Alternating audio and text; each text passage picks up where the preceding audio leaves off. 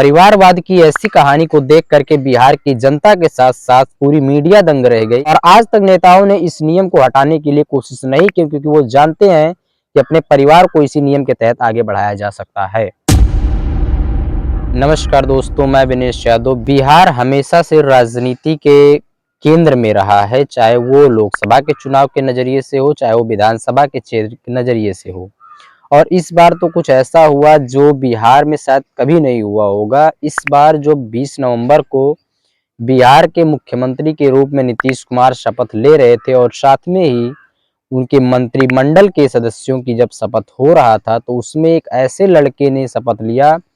जिसने शपथ के 20 मिनट पहले तक ये नहीं जानते थे कि मुझे बिहार सरकार में मंत्री के रूप में शपथ लेना है, और 20 मिनट बाद कुछ ऐसा खेला होता है कि उन्हें बिहार सरकार में मंत्री के रूप में शपथ लेना पड़ता है। परिवारवाद की ऐसी कहानी को देख करके बिहार की जनता के साथ साथ पूरी मीडिया दंग रह गई कि ऐसे परिवारवाद की राजनीति से तो बेहतर है कि राजनीति ही ना किया जाए। बिहार में एनडीए पार्टी के रूप में आरएलएम यानी राष्ट्रीय लोक मोर्चा दल के प्रेसिडेंट उपेंद्र कुशवाहा अपने बेटे दीपक कुशवाहा को मंत्री पद की शपथ दिलवाते हैं, और जब अखबार वाले, मीडिया वाले उनसे पूछते हैं कि आपको मंत्री पद के रूप में आप क्या करेंगे, तो बोलते हैं कि मेरे पापा जाने। भाई, पापा ही जानना तो पापा को ही मंत्री बनाना चाहिए था, दीपक प्रकाश को मंत्री क्यों बनाया गया। और दूसरी बात, जब लाखों कार्यकर्ता आपकी पार्टी के पीछे दौड़ रहे हैं, विधायकी के लिए टिकट मांग रहे हैं, विधायक बन भी जाते हैं और उनको मंत्री पद नहीं दिया जाता, और अपने परिवार में जिसने चुनाव भी नहीं लड़ा, कैंपेन भी नहीं किया,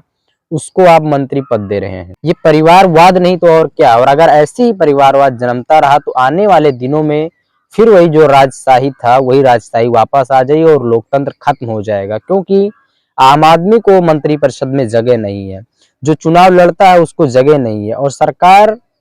के पास एक नियम है कि चाहे आप चुनाव लड़े या न लड़े आपको मंत्री बनाया जा सकता है, लेकिन 6 महीने के अंदर आपको चाहे विधान परिषद और चाहे विधानसभा का सदस्य होना पड़ेगा। और आज तक नेताओं ने इस नियम को हटाने के लिए कोशिश नहीं की, क्योंकि वो जानते हैं कि अपने परिवार को इसी नियम के तहत आगे बढ़ाया जा सकता है।